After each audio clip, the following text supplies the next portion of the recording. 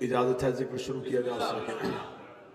आज हम अपनी रोज़ाना की जो एक शेड्यूल है उससे 15 मिनट पहले आपसे मुखातिब हैं और उसकी मैंने मजबूरी आपको बताई थी, तो इंशाअल्लाह अहबाब जो हैं वो मजलिस में शामिल हो जाएंगे। तमहीद और खुलासा जो है वो यही कि गुफ्तगू मौजू है असहाब हुसैन और किरदार असहाब हुसैन। हमें उस फ़लसफ़े को समझने की बेहद ज़रूरत है। हमने करबला से सिर्फ मातम नहीं सीखना। मातम जो है वो एक एहतजाज है उस एक पैगाम की तशहीर के लिए जो करबला ने दिया है। मातम एक रवश है, मातम एक तरीका है ताकि हम दुनिया को मतवज्जे करें इस अज़ादारी के ज़रिए से उस पैगाम तक जो हुसैन इब्न अली ने करबला में दिया। तो अब हम मकसद हुसैन अलैहिस्सलाम तक अपने मकसद को नहीं पहुंचा सकते, क्योंकि वो मकसद इमाम था, वो मकसद हुज्जत है। और आका का मकसद और होता है, राया का मकसद और होता है।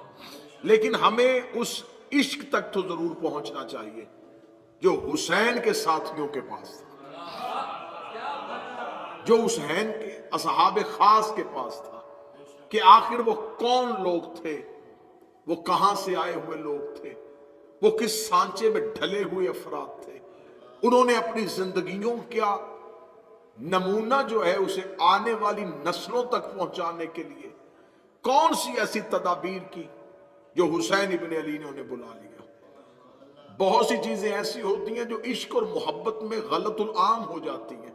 जैसा कि हम किसी से भी पूछें कि साहिब आप करबला क्यों नहीं जाते, तो एक जवाब बड़ा घड़ा हुआ जवाब मिलता है, बुलावा नहीं आया। ये एक ऐसा जवाब है कि जो देने वाला माज़अल्लाह ये नहीं है कि वो किसी बुनियाद पे, वो एक अकीदे की बुनियाद पे देता है, दुआ करें हुसैन बुला ले, बस बुलावे का इंतजार है, अभी बुलावा नहीं आया। तो मैं आज की मजलिस का पहला जुमला कहने लगा हूं, ये जुमला अच्छा है, मगर बुलावे का इंतजार करने के लिए बंदे को हबीब होना चाहिए।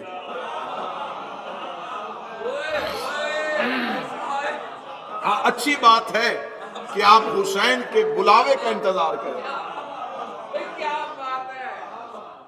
लेकिन बुलावे के इंतजार के लिए भी हबीब होना चाहिए। हुसैन ने भी हर किसी को नहीं बुलाया। रैयत का काम है आका तक पहुंचना, उम्मत का काम है इमाम तक पहुंचना, प्यासे का काम है कुएं को तलाश करना, हमारा काम है इमाम तक पहुंचना। अब आज गुफ्तगू का मरकज़ व महवर होगा हजरत हबीब की जात। कौन थे ये हबीब इब्ने मुज़ाहर? इसको आपने जनाब हबीब को अक्सर मजालस में मुसाइब के उन्वान से सुना होगा। एक सनरसीदा, एक ऐसे ज़ईफुल उम्र सहाबी जिन्होंने अपनी ज़ईफुल उम्री के बावजूद हुसैन अलैहिस्सलाम के साथ जामे शहादत को नोश किया। पहला जुमला कहने लगा और सरकार आपकी तवज्जुहात की कदर करें। हबीब ज़ईफुल उम्र था, ज़ईफुल अकीदा नहीं था। बिस्मिल्लाह सर।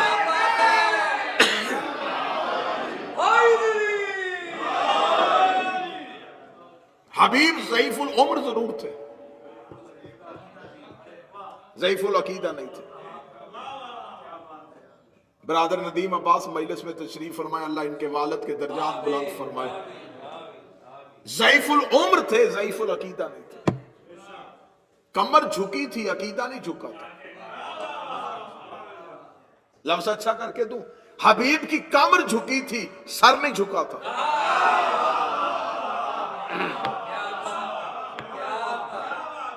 कमर में खम था, नजरिए में खम नहीं था। कौन था हबीब? जनाब मुज़ाहिर का बेटा। इसे मुज़ाहिर कह दिया जाता है, लेकिन ये मुताहर के वजन पे है।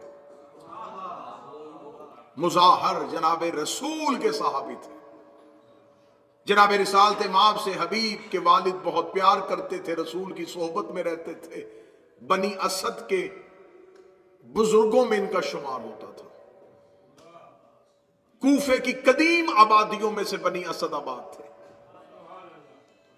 جناب مظاہر مدینہ کے رہنے والے تھے، رسول سے محبت کیا کرتے تھے۔ جناب مظاہر کے ہاں اللہ نے ایک بیٹا دیا۔ رسالت مآب کی بارگاہ میں عرض فرمائے، یا رسول اللہ، اللہ نے مجھے بیٹا دیا ہے، میں چاہتا ہوں کہ نام آپ تجویز کریں۔ جس وقت مظاہر رسول سے پوچھنے کے لیے رسول کی گود میں حسین بیٹھے تھے،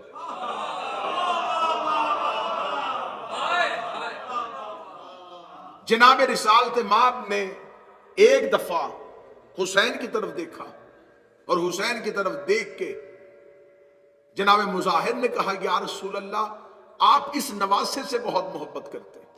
تو رسول نے ایک حدیث کہی، رسول نے کہا، میں اللہ کا حبیب ہوں، یہ میرا حبیب ہے۔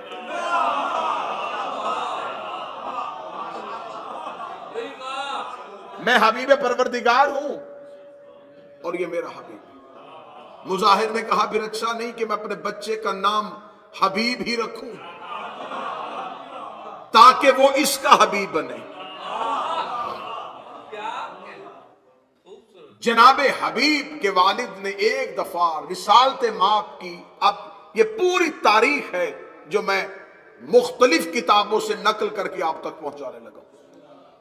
جناب حبیب کے والد نے ایک دفعہ رسول کی دعوت کی کہ یا رسول اللہ، آپ کھانا میرے گھر کھائیں، لیکن جب آپ کھانے کے لیے آئیں تو مہربانی فرمائیے گا شہزادوں کو ضرور ساتھ لیں، حسنین کریمین کو ساتھ۔ شاید ممبر کی تاریخ میں پہلی بار یہ یوں حقائق آپ کے سامنے پڑھے جائیں، لیکن آپ کا تجسس مجھے بارے میں ہے، شک بارے میں نہیں ہے۔ تجسس میں آپ جا سکتے ہیں، لیکن اس یقین اور اعتماد کے ساتھ سنا کریں۔ میں روزانہ کہتا ہوں کہ بعض احبابوں کے ذہن میں یہ خیال آتا ہے، پتہ نہیں یہ کہاں سے پڑھ دیا، یہ کہاں سے پڑھ دیا۔ آپ کوئی بات نئی بار سنیں، پہلی بار سنیں، تو اس کا مطلب یہ نہیں ہے کہ یہ پہلی بار ہوئی ہے۔ بعض لوگوں کے ذہن میں یہ خیال آتا ہے جی ہم نے پہلے نہیں سنا، تو سرکار میرا مقصد آپ نہیں ہے کہ آپ نے یہ پہلی بار کیوں سنا ہے۔ یہ ممبر جو ہے یہ ذمہ داران کے لیے ہے، ہمیں خبر ہے یہ حسین کی اوپن کچہری ہے، تو یہاں پر آنے سے پہلے بار حوالوں کو ازبر کرتے ہیں کہ ممبر سے کوئی ایک غیر ذمہ دار لفظ نہ آ جائے، کیونکہ صرف آپ ہی نہیں دیکھ رہے، ان مجالس کو بار بار پوری دنیا میں دیکھا جائے گا۔ اور میں مولا حسین کا جتنا بھی شکر ادا کروں وہ کم ہے کہ مجھے وہ بھی سنتے ہیں جو کسی کو نہیں سنتے۔ تو لہٰذا آپ حوالوں کی ذمہ داری میرے اوپر رہنے دیں، اور آپ وقتی طور پہ جب مجلس میں بیٹھے تو پوچھنا آپ کا حق ہے، شک آپ کا حق نہیں۔ تو اب جناب مظاہر نے کہا کہ حسنین کو ساتھ لے کے آئیے، رسالت مآب شہزادوں کو ساتھ لے کے آئیے۔ حبیب بچپن میں تھے، حبیب کو پتا چلا کہ آج حسین میرے گھر آ رہے ہیں۔ یہ حبیب کا بھی بچپن ہے اور حسین کا بھی بچپن ہے۔ حدیث کی کتابوں میں ہے، رجال کشی نے لکھا کہ رسول ایک دفعہ مدینے کے بازار سے گزر رہے تھے اور جناب حسین کریم بادشاہ مدینے کے بازار میں تھے۔ رسول نے دیکھا کہ چھوٹا سا بچہ جو حسین کے پیچھے پیچھے اور حسین کے پاؤں سے مٹی اٹھاتا ہے اور اپنی آنکھوں کو لگاتا ہے۔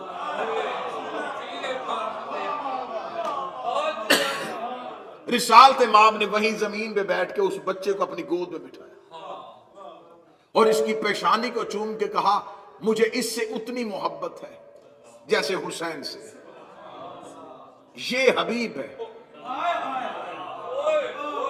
اب یہ حبیب کے بچپن میں حسین سے محبت نہیں تھی، عشق تھا حسین،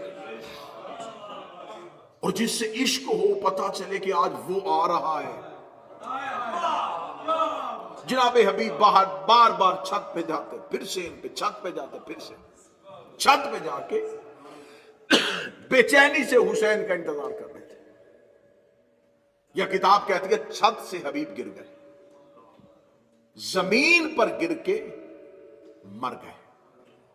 حبیب مر چکے تھے، مظاہر کو خبر ہوئی کہ بیٹا مر گیا ہے۔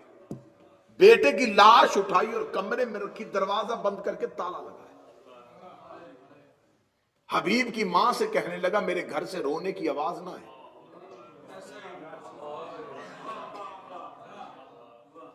علامہ مامکانی نے رجال کشی میں اور اس کے علاوہ دیگر جتنی حبیب پہ کتب لکھی انہوں نے واقعے کو ضرور کوٹ کیا۔ فرمایا کہ میرے گھر سے رونے کی آواز نہ آئے، ایسا نہ ہو کہ رونے کی آواز سن کے رسول دعوت چھوڑ دے۔ کیسی ماں تھی، کیسا باپ تھا، بیٹے کی لاش کمرے میں اور ماں کھانا بنا رہی اور باپ دسترخوان میں۔ رسالت امام دسترخوان میں آ کے بیٹھے، دائیں حسن بیٹھے، بائیں حسین بیٹھے۔ جب کھانا لگ گیا تو حبیب کے والد نے رسول سے کہا بسم اللہ شروع کرے۔ رسول نے فرمایا حبیب کہاں ہے؟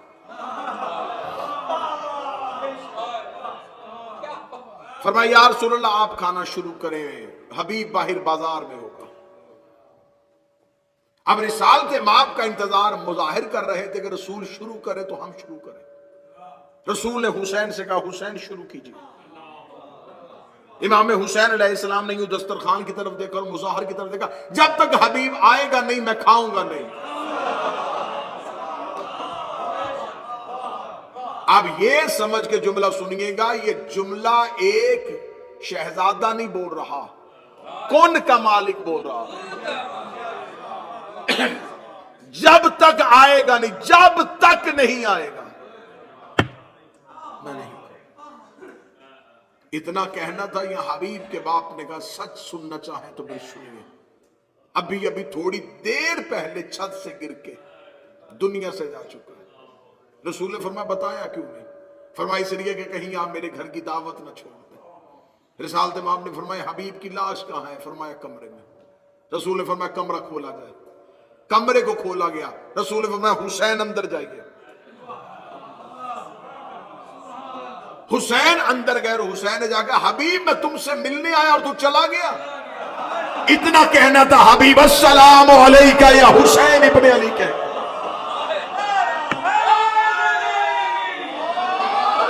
حبیب کے پاس دو زندگیاں ہیں، ایک اللہ نے دی تھی،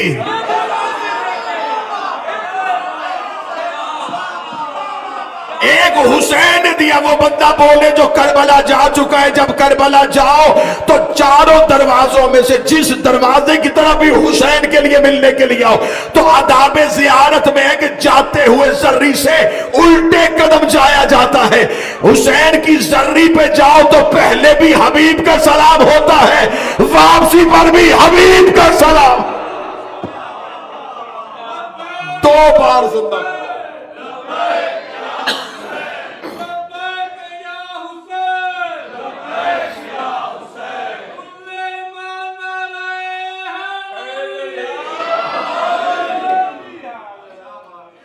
دو بار حبیب کا سلام۔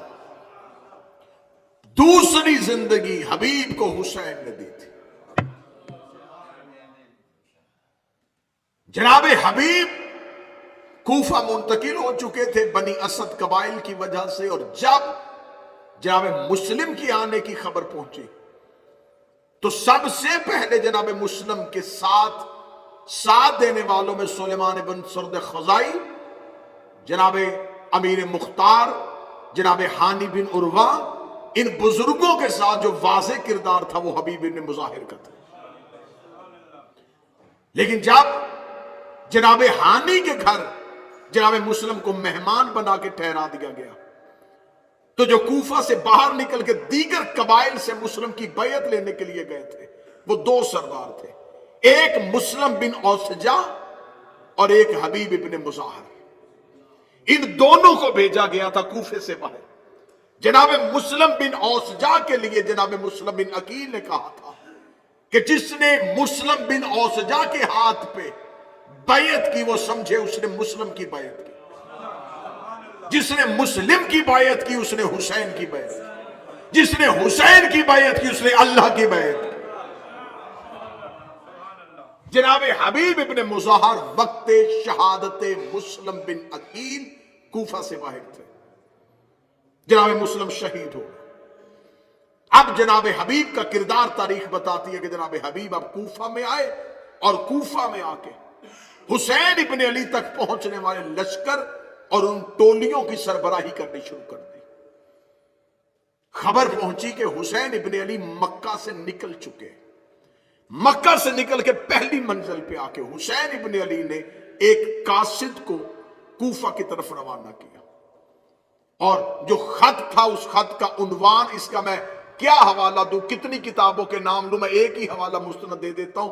आज भी करबला में हबीब की कब्र के ऊपर हुसैन का वो खत लिखा हुआ है। अब आप मुझे बताइए कि मुझे किताब का सफा बताना जरूरी था? यह हबीब की कब्र का कतबा जो है उसके ऊपर आज भी हुसैन का खत लिखा हुआ है।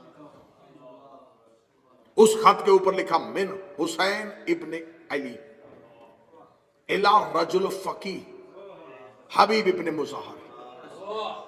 हुसैन इब्न अली की तरफ से एक रजुल फकी हबीब इब्न मुज़ाहिर की तरफ। अनपढ़ किसी को मौलवी कहे तो और है,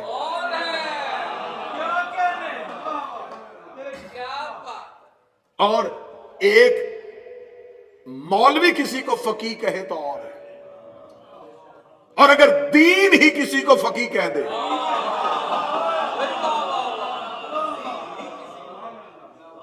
फकी कहते हैं जिसे दीन की सूझबूझ हो, दीन के अरकान के बारे में जानता हूं। और ये कह कौन रहा है? हुसैन। हुसैन इब्न अली कह रहे हैं रजुल फकी। अब मैं बताऊंगा ये रजुल फकी कैसे सादर आया था। जनाब हबीब को हुसैन इब्न अली का खत पहुंचा। जब हबीब को खत पहुंचा तो हबीब बाजार में खजाब खरीद रहे थे दाढ़ी पे लगाने के लिए। कासिद ने आके बताया, तुम में से हबीब कौन है? फरमाया मैं। फरमाया खत है हुसैन इब्न अली का। फरमाया मेरे आका मक्का में है? फरमाया मक्का छोड़ चुके, पहली मंजिल पे कूफा आ रहे हैं। कहते इरादा यही है। हबीब ने वहीं पे खिजाब जमीन पे फेंका। दुकानदार ने कहा, हबीब तूने खिजाब खरीदा था, जमीन पे क्यों फेंक दिया? फरमाया अब ये दाढ़ी लहू से तारो। अब आपको बताऊं कि हबीब किस मंजिल पे फाइज थे। ये मंजिल सुनिएगा। मैं उस वक्त का वाकया पढ़ने लगा हूं जब अभी कोई करबला के आसार नहीं थे, बिल्कुल अमन का जमाना था, और कूफे में बनी असद की बैठक के बाहर हबीब घोड़े पे खड़े थे। ये आबाद कूफा है और हालात पुरअमन है। हबीब घोड़े पे बैठे हुए जब जनाब मीसम तम्मार सामने से आए। मीसम भी घोड़े पे सवार है। कहां? कूफे का चौक, बनी असद की बैठक, हबीब अपनी सवारी पे, सामने से मीसम की सवारी है। मीसम की सवारी का आना था। हबीब कहते मेरा सलाम हो उस शुजाअत तरीन जवान पर जिसके सर के बाल घुंघराले हैं, और उसे अन करीब मोहब्बत अली में सूली लटकाया जाएगा।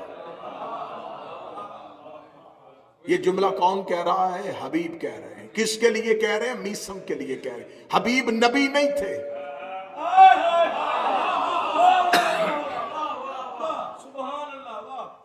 गैब की इल्मे और खबरें सिर्फ और सिर्फ हुज्जत जानती है या नबी जानती है?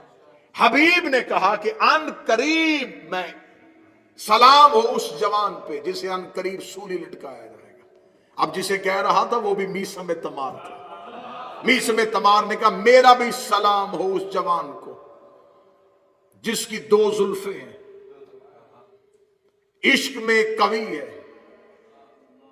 और उससे मोहब्बत हुसैन में उसके सर को कूफे की बाजारों में फिराया जाएगा। अब जरा देखना कि किस म्यार पे है ये अली के नौकर। अब मुझे सर पे कुरान रख के बताओ जिसके नौकर ऐसे हैं। अब मुझ पे कोई सवाल करे कि अली गैब की खबरें कैसे जानता था? ये कुरान मेरे मिंबर पे सामने पड़ा हुआ। दुनिया अली के गैब की खबरें सुन के परेशान है। इनके घर के जानवर भी गैब में झांक लेते थे। अगर कोई बंदा कर हैरानगी यहां से ना लेके जाना, मैं आसान तरीन हवाला दे देता हूं। अहले सुन्नत ने भी अपनी किताबों में लिखा है, जब रिसालत इमाम मक्का से हिजरत करके मदीना आए तो हर एक की ख्वाहिश थी नबी मेरे घर रुके, नबी मेरे घर रुके, नबी मेरे घर रुके। नबी ने अपनी ऊंटनी की महार को छोड़ दिया, जहां जाके कसवा बैठेगी मैं उसी घर का मेहमान बनूंगा। वो कसवा बैठी अबू अयूब अंसारी के दरवाजे पे, रसूल बन गए अबू अयूब अंसारी के मेहमान। इसका मतलब रसूल ने कसवा के इंतखाब को अपना इंतखाब समझा, या फिर इंतखाब मोहम्मद को कसवा समझती थी, ऊंटनी समझती थी कि मोहम्मद कहां बैठना चाहते हैं। जब हमने उलमा से पूछा, ये ऊंटनी का फैसला नबी ने माना है, या नबी ने ऊंटनी के फैसले को समझा है, या ऊंटनी ने नबी के फैसले को समझा है? कहते हैं ये ऊंटनी नबूवत का मजाज समझती थी। हमने कहा ये तो जानवर है। कहते बेशक जानवर है, लेकिन इसके पुष्ट पे नबी बैठा करते थे, नबी बैठा करते थे, नबी बैठा करते थे। जिस ऊंटनी पे नबी बैठे वो गैब जानती है, और जो नबी के कांधों में बैठते थे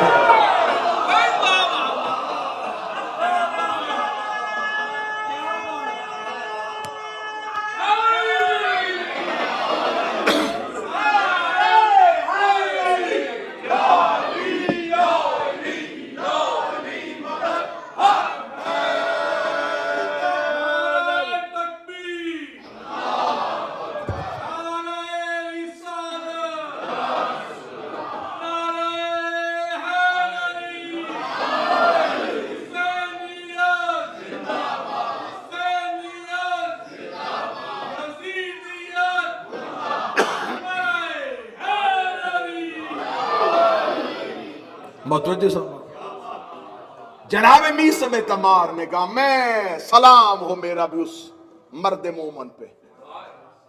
अब हबीब भी मीसम को उसकी मौत के बारे में बता रहे हैं। इसका मतलब हबीब जानता था कि मीसम ने कब मरना है, और मीसम जानता था कि हबीब ने कैसे मरना है। ये इल्म हबीब और मीसम तक कैसे पहुंचा? अभी ये दोनों ने यूं बात की और हबीब का घोड़ा इधर गुजर गया, मीसम का उधर गुजर गया। जो लोग बनी असद के बैठे थे उन्होंने कहा अस्तगफिरुल्लाह, अल अयाज़ु बिल्लाह, कैसे हैं ये लोग? अस्तगफिरुल्लाह, गैब की खबरें, कितने बड़े बड़े दावे करके चले गए। ये सामने से एक और बुजुर्ग चला रहा था, उसे कहते हैं रुशैद हजरी। ये अली का सहाबी है, ये इसे अमीर अल मोमिनीन ने रुशैदुल विलाया कहा था। अली फरमाते मौत की मुकम्मल खबर रुशैद जानता है। सामने से रुशैद आया, देखा कि कबीला बनी असद के लोग कान पकड़ के बैठे। फरमाया क्या हुआ? कहने लगे अभी अभी यहां से दो गुजरे हैं तो बड़े नाम, दोनों ही अली के सहाबी। एक ने कहा कि मीसम तुम्हें सूली लटकाया जाएगा, और वो मीसम जो है, वो जिसे इतना हम सच्चा कहते हैं, जिसकी कूफे वाले इतनी इज्जत करते हैं कि अली का नौकर है, वो कहता है कि तेरा सर कूफे में फिराया जाएगा।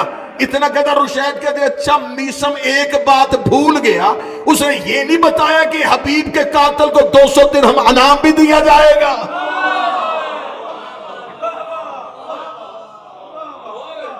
उसने ये नहीं बताया कि हबीब के कातिल को तो 200 दिरहम इनाम में भी दिया जाएगा।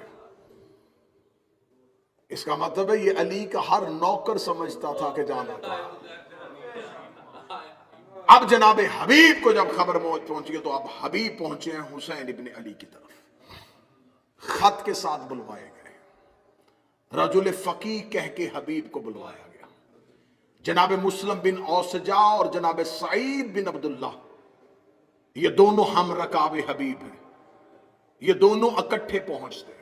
कल मेरी गुफ्तगू हो रही थी जनाबे अब्बास पे, एक गोशा खाली रह गया था, वो पहुंचाना बड़ा जरूरी मैं समझता हूं, और वो बड़ा गलतुल आम हो रहा है, और जो बच्चे आज का रिसर्च कर रहे हैं उनके लिए वो बड़ा मुश्किल पैदा कर रहा है कि करबला में शिमर मलआउन ने आशूर में इब्न जियाद की तरफ से एक अमान नामा दिया था, और वो अमान नामा था हजरत अब्बास और हजरत अब्बास के भाइयों के लिए। और उस अमान नामे की वजह यह थी कि शिम्र जो है उसका ताल्लुक हजरत अब्बास की वालिदा के कबीले से था। यह बात इतनी मशहूर की गई है कि बाज़ जगहों पे बाकायदा रिश्ता माज़ल्ला सुम्मा माज़ल्ला लिख दिया जाता है کہ رشتے کے اعتبار سے ماموں تھا، کیونکہ جناب ام البنین کا جو قبیلہ ہے، جو نسل ہے، جو خاندان ہے، اسی کے ساتھ ہی شمر کا تعلق تھا۔ پوری ذمہ داری کے ساتھ، مکمل منبر کی خطیبانہ دیانتداری کے ساتھ، شمر کا تعلق بنی کلب سے تھا، عباس مولا کی ماں کا تعلق بنی کلاب سے تھا۔ دونوں قبیلوں میں فرق ہے، وہ بنی کلاب میں سے تھی، یہ بنی کلب میں سے تھی۔ بنی کلب یہ وہ عرب کا قبیلہ تھا جو صحراؤں میں بھیڑے پالا کرتا تھا، بھیڑے پال کے شہروں میں جا کے بیچا کرتا تھا۔ شمر ملعون کا تعلق بنی کلب کے ساتھ تھا۔ ہاں، اب آپ مجھ پہ سوال کریں کہ کیا کتابوں میں یہ لکھا ہے، مقاتل میں یہ لکھا ہے کہ امان نامہ آیا؟ ہاں آیا، یہ میں مانتا ہوں، کتابوں نے یہ روایت دی ہے کہ امان نامہ آیا ہے، لیکن وہ امان نامہ رشتہ داری کی بنیاد پہ نہیں دیا۔ میں نے آپ کو شاید دوسری یا تیسری تقریر میں بتایا تھا کہ حسین کے پاس کل 4 علی تھے۔ ایک مجلس میں نے بتایا، جناب محمد حنفیہ، جناب مسلم بن عقیل، جناب عباس ابن علی اور جناب عبداللہ ابن جعفر طیار۔ محمد حنفیہ کو مدینے چھوڑا، عبداللہ ابن جعفر طیار کو کوفے بھیجا، مسلم بن عقیل کو مکہ چھوڑا، جناب عبداللہ ابن جعفر طیار کو، مسلم کو کوفہ بھیجا، صرف اکیلے عباس کو لے کے گئے۔ اب کربلا میں یزید اور یزید کے لشکر کو خوف تھا عباس کا۔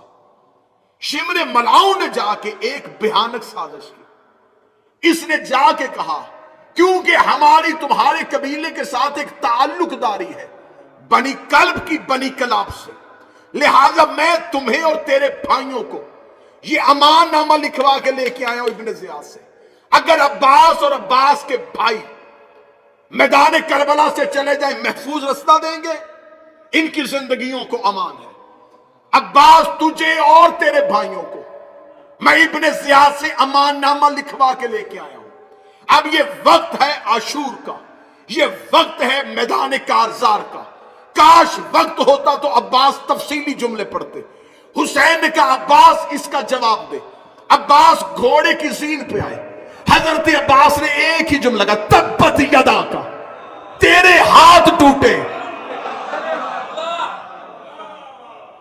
اب علمی جو لوگ بیٹھے وہ اس گہرائی کو سمجھنا، اب وقت نہیں تھا، میدان جنگ ہے اور گھمسان کا رنگ ہے۔ عباس نے ایک جملہ کہا تبت یدا کا، تیرے ہاتھ ٹوٹے۔ یہ لہجہ عباس نہیں ہے، یہ آیت قرآن ہے۔ کس کے لیے آئی تھی؟ ابو لہب کے لیے۔ تبت یدا ابی لہب، اے ابو لہب تیرے ہاتھ ٹوٹے۔ ابو لہب کا آج بھی تاریخ مغالطے میں ہے کہ ابو لہب رسول کا چچا تھا، لیکن ابو لہب رسول کا چچا نہیں تھا، پلا بنی ہاشم میں تھا لیکن خونی نہیں تھا۔ اس کی ماں لونڈی تھی، حضرت عبد المطلب کی کنیز اپنا بیٹا لے کے آئی تھی، پلا تھا اس قبیلے میں لیکن کہلوانا شروع کیا کہ میں بنی ہاشم ہوں۔ خدا نے کہا تبت یا تیرے ہاتھ ٹوٹے۔ یہ جملے ابو طالب کے لیے، ابو لہب کے لیے آئے تھے کہ ابو لہب بیٹا کسی اور کا ہے، پلا کسی قبیلے میں ہے۔ عباس نے وہی اللہ کا لہجہ استعمال کیا، اے شمر تیرے ہاتھ ٹوٹے، تو بیٹا کسی اور کا ہے، نسبت کسی اور سے دے رہا۔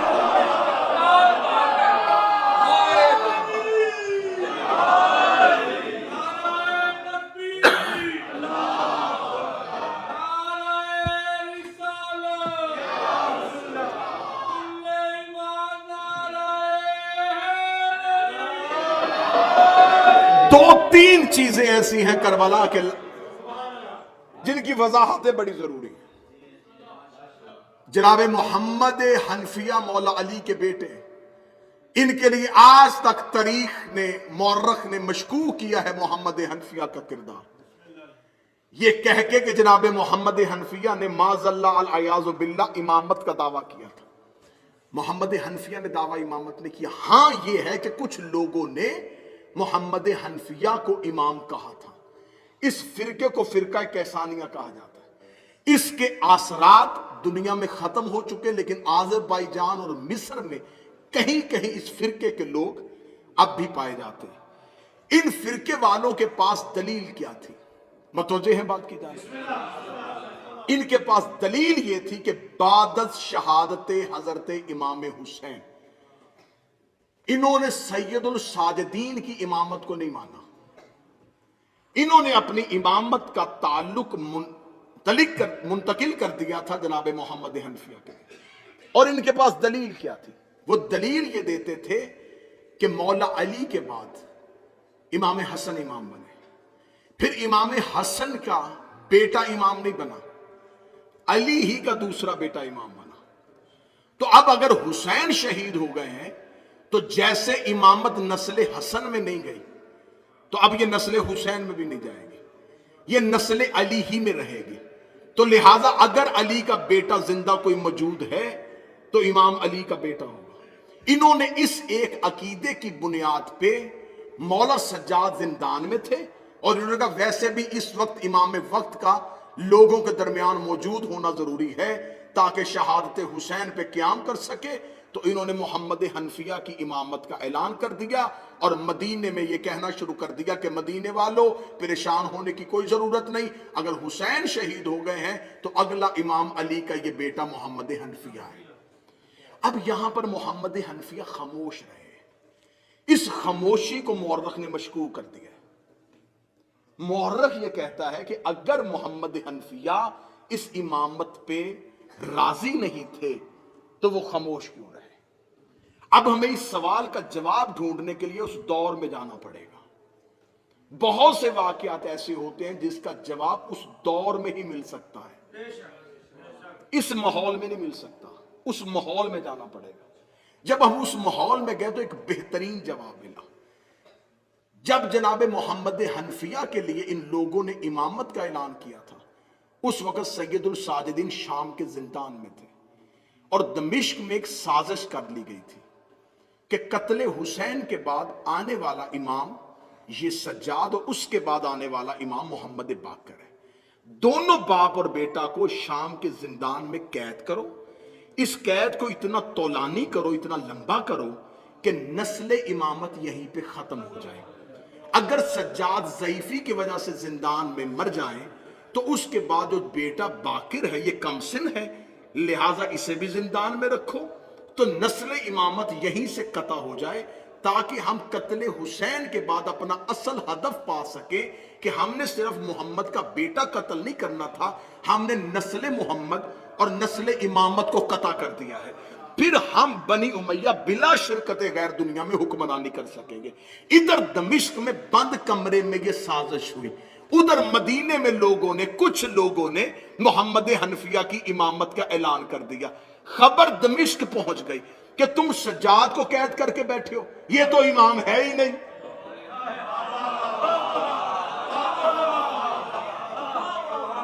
آپ کو یاد ہے کہ اللہ نے غار کے باہر ایک مکڑی سے جالا بنوا دیا تھا، وہ کیا مکڑی کا جالا محمد سے زیادہ طاقتور تھا؟ کیا نبی اپنی حفاظت نہ کر سکے اور مکڑی کے نہیں، اللہ نے تدبیر کی تھی کہ مکڑی کا جالا دے کے پلٹ جائیں گے، یہاں کون کیسے آ سکتا ہے؟ یہاں تو مکڑی نے جالا بنا ہوا ہے اور کبوتری نے انڈے دیے ہوئے ہیں، لہٰذا لوگ واپس چلے جائے۔ اللہ تدبیر کرتا ہے۔ ادھر انہوں نے قتل سجاد کا پروگرام بنایا، ادھر پتہ چلا کہ سجاد تو امام ہی نہیں ہے، اگلا امام تو محمد حنفیہ ہے۔ میں اس پوری تاریخ کو اگر ایک جملے میں جلدی بند کرنا چاہوں تو ایسے بند کروں گا، اللہ ہر دور میں ایک حجت کو بچانے کے لیے ایک ابو طالب ضرور رکھتا ہے۔ محمد حنفیہ اس دور کا، جناب محمد حنفیہ اس دور کے ابو طالب ہیں۔ بعد میں خطبہ حج کے موقع پر انہوں نے خود سید الساجدین کی امامت کا اعلان کر دیا تھا، اور خود یہ لوگوں سے کہہ دیا تھا کہ حجر اسود جس کی گواہی دے گا وہ امام ہے۔ اب جناب حبیب اپنے ان دو ساتھیوں کے ساتھ کربلا میں پہنچتے ہیں. جب یہ کربلا میں پہنچتے ہیں تو اب میں نے لفظ کہا رجل فقی. ایک یہاں پر دوست ہیں حبیب کے ساتھ جناب سعید. جناب سعید 10 محرم کو اس وقت شہید ہوتے ہیں جب امام حسین نماز ادا کروانے کے لیے کھڑے ہوتے ہیں تو ادھر سے تیروں کی بارش شروع ہوتی ہے. جناب سعید میدان جنگ میں آ کے وقت کے امام سے ایک شرعی مسئلہ پوچھتے ہیں. آ کے جناب سعید کہتے ہیں کہ مولا آپ امام وقت ہیں, مجھے ایک سوال کا جواب دیں کہ اگر کوئی شخص کعبے کی حفاظت کرتا ہوا کعبے کو پیٹھ دکھا دے تو یہ گناہ تو نہیں ہوگا؟ اب جو قریب بیٹھے ہیں یہ بات سمجھتے بھی نہیں. ناروں والی مجلس تو میں نے پہلے دن سے نہیں پڑھی. پہلے دن سے میں داد سے بے نیاز ہو گیا ہوں کہ معلوماتی جتنی معلومات جتنی جلدی ہو سکے میں آپ تک پہنچوں.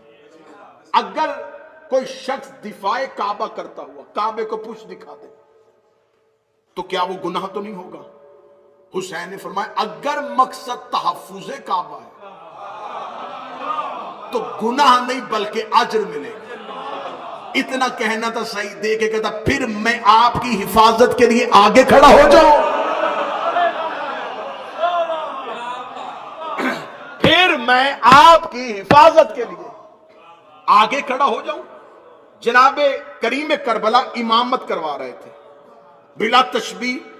یوں حسین امامت کروا رہے, سعید یہاں نہیں کھڑا ہوا, یہاں کھڑا ہوا بالکل حسین ابن علی کے سامنے اپنے سینے کو چوڑا کیا اور حسین کو اپنے پیچھے چھپایا. جناب سعید حسین کے آگے کھڑے ہو گئے, سامنے سے تیروں کی بارش آ گئی. میں نے مجلسوں میں ابتدا میں یہ دعویٰ کیا تھا کہ میں بہت سی قرآن کی آیتیں ایسی بتاؤں گا جن کا مصداق صرف اور صرف اصحاب حسین. قبلہ تشریف فرمائے خدا نے قرآن میں ایک آیت بھیجی, وہ آیت ہے الذین ہم یحافظون صلواتہم, وہ لوگ جو اپنی نمازوں کی حفاظت کرتے ہیں.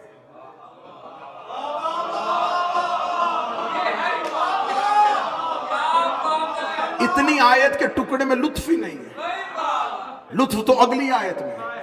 اولئک هم الوارثون, اللہ نے انہیں ہی وارث بنایا ہے. کس کا؟ الذین یورثون الفردوس, اللہ نے انہیں جنت کو میراث میں دے دیا ہے. یہ آیت قرآن میں آئی ضرور تھی لیکن اس آیت کا کوئی مصداق نہیں مل رہا تھا.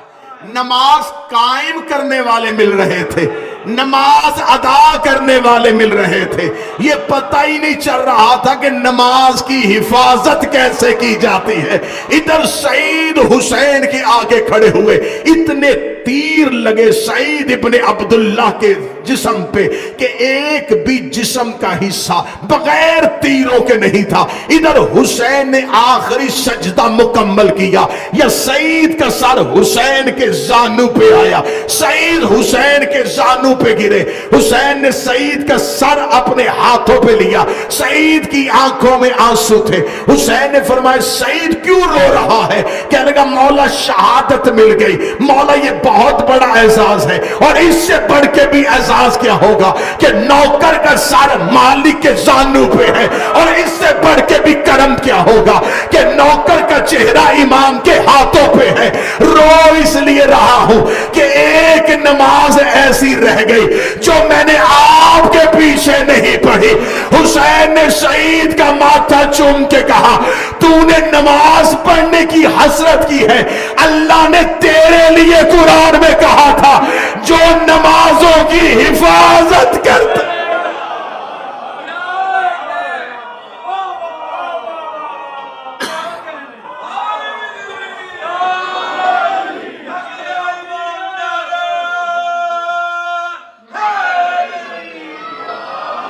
اللہ نے تو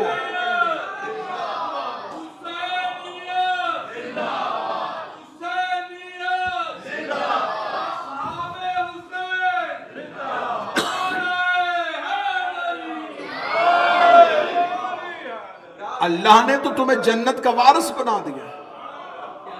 اب مجھے جملہ کہنے دو گے, حسین کے اصحاب مکین جنت نہیں,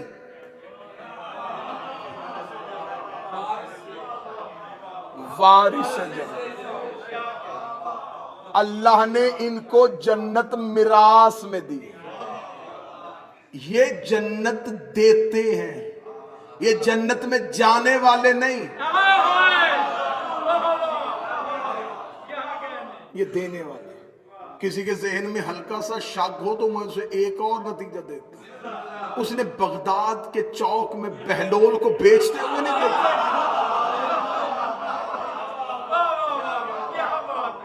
یہ ہے سعید جو حفاظت نماز کی خاطر اللہ کی بار کرنے گئے.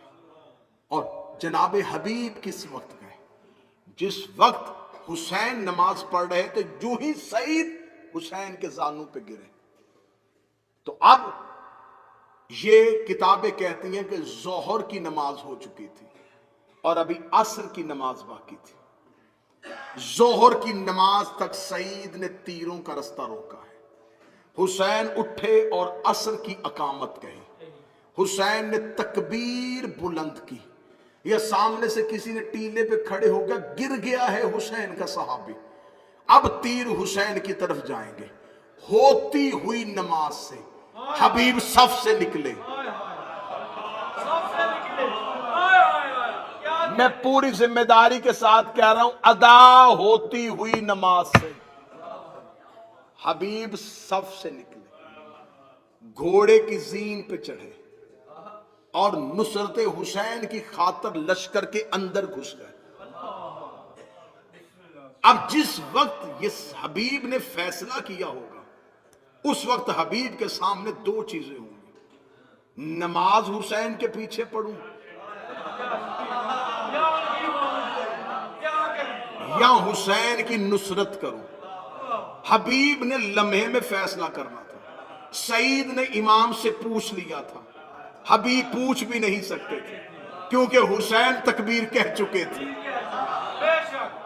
اور جب امام غیبت میں ہو اور امام موجود نہ ہو, پھر دین میں جو فیصلہ کرے کہ کون سا عمل پہلے کرنا ہے اسے فقیہ کہتے ہیں.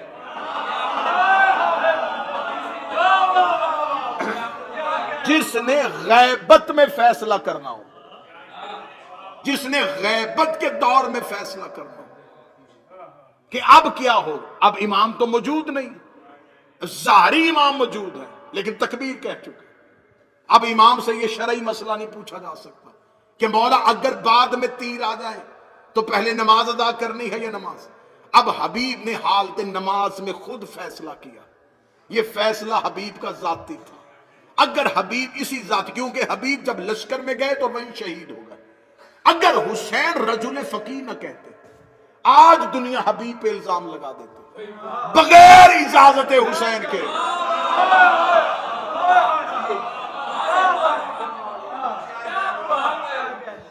اتنا بڑا فیصلہ کیسے کر دیا کہ ہوتی نماز سے نکل گئے. اس لیے حسین نے جب بلایا تھا اس وقت ہی کہہ دیا تھا فقیہ آ رہا ہے. کل کو جب حبیب یہ فیصلہ کرے تو حبیب پہ الزام نہ لگانا, یہ حبیب کا فیصلہ نہیں, وقت کے فقیہ کا فیصلہ ہے. اور فقیہ وہ ہوتا ہے جسے دین میں فیصلے کا اختیار امام دے.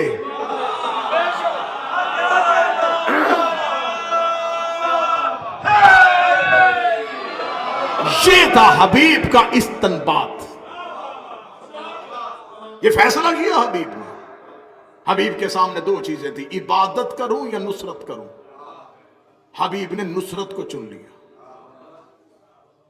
حسین کا واسطہ, آج کے دور کی بات کہنے لگا, عزاداری کو عزاداری رہنے دو, نماز کو نماز رہنے دو.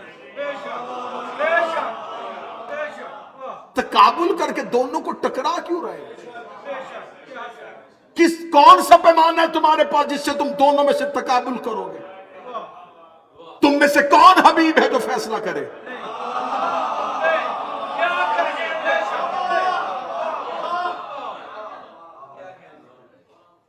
ممبر پہ سوال آ جاتا ہے، ممبر پہ ندیم بھائی بیٹھتے ہیں، ممبر پہ چٹ آ جاتی ہے، ماتم افضل ہے یا نماز؟ میں نے بڑے بڑے خطبہ کو چٹ پھاڑ کے پھینکتے دیکھا ہے۔ انہیں پتا ہے کہ ماتم کہیں گے تو بعد میں نمازی پکڑ لیں گے، نماز کہیں گے تو دروازے پہ ماتمی پکڑ لیں گے۔ میں نے پھر بی بی سے خیرات مانگ کے یہ ممبر پہ جواب میں نے پہلی بار دیا تھا، اور اس کے بعد بہت سے خطبہ نے دیا، میں نے ممبر پہ یہ جواب دیا تھا، یہ فیصلہ ہمیشہ وہ کرتا ہے جس نے دونوں میں سے ایک چھوڑ لی۔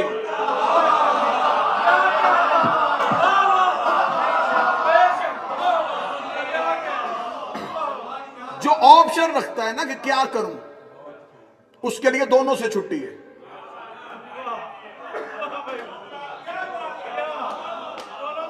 نمازی کو چاہیے کہ عزادار کی توہین نہ کرے، عزادار کو چاہیے کہ نمازی کی توہین۔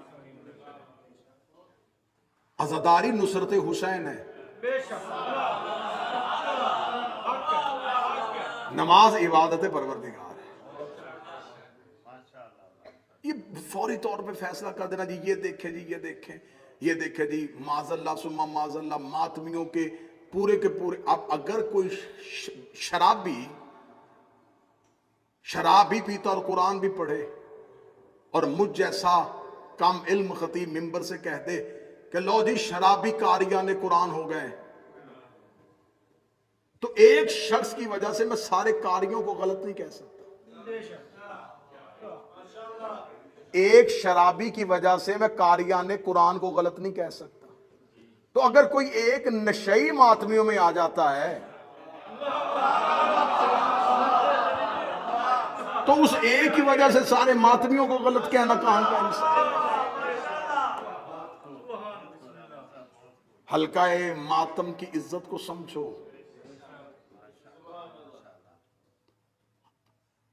نہیں جی آپ، ہاں بہتر ہے، ماتمی سب سے بہتر چیز ہے، ماتمی کو نمازی ہونا چاہیے، نمازی کو ماتمی ہونا چاہیے۔ لیکن زیادہ دیکھیں، ماتم 1 گھنٹہ قمیض اتار کے حلقے میں کھڑے ہو کے سینہ پیٹنا، یہ ماتم ہے۔ 5 منٹ مصلی پہ کھڑے ہو کے اٹھنا بیٹھنا، یہ نماز ہے۔ بندہ آسانی سے مشکل کی طرف دیر سے جاتا ہے، مشکل سے آسانی کی طرف جلدی آ جاتا ہے۔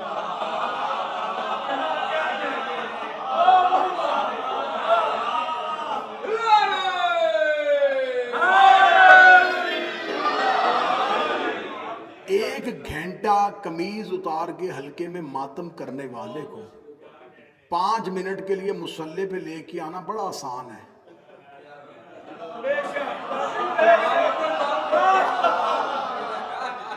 5 منٹ مصلی پہ کھڑے ہونے والے کو قمیض اتروا کے حلقے پہ کھڑا کرنا یہ مشکل ہے۔ اگر یہ ریت ڈالنی ہے تو یہ غلط پڑ جائے گی۔ میں 1 گھنٹے کا ماتمی 5 منٹ کے لیے لے آؤں گا،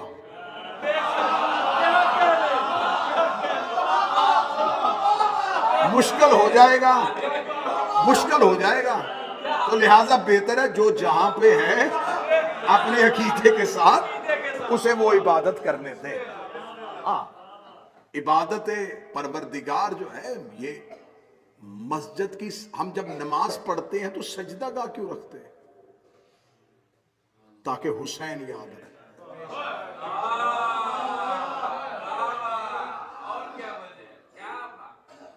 نمازی بڑا اچھا ہوتا ہے وہ نمازی جو ماتمی ہو، بڑا بہتر ہوتا ہے وہ ماتمی جو نمازی۔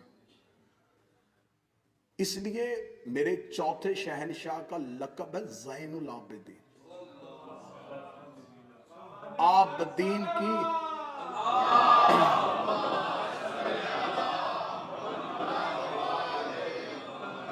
عابدین کی زینت۔